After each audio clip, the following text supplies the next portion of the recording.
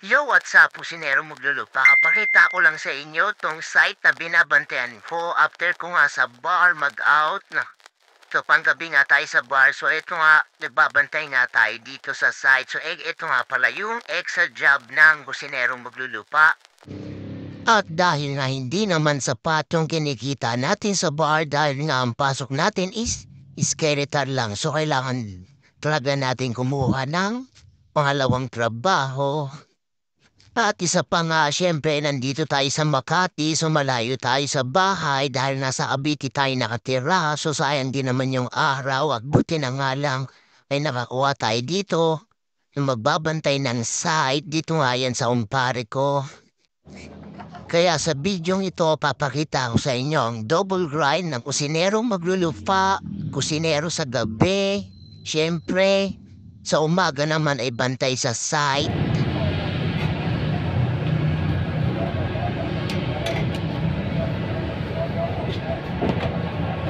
Dahil hapon na, syempre, papasok naman tayo sa bar. So, nakita nyo naman yung site na binabantayan namin. So, abangan nyo na lang yung full vlog niya pagkatapos ko mag-edit. So, sa ngayon, kailangan na natin mag-prepare para pumasok naman sa bar.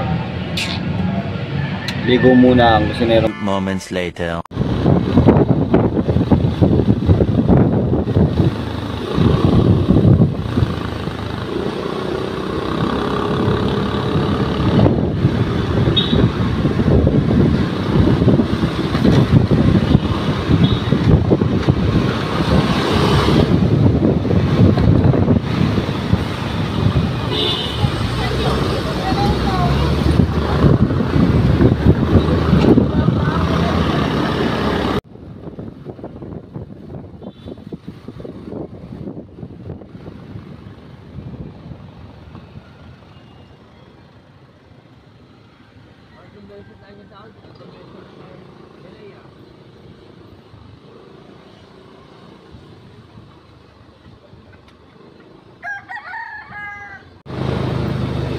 Ay, dito ang tulog pa na siya, no?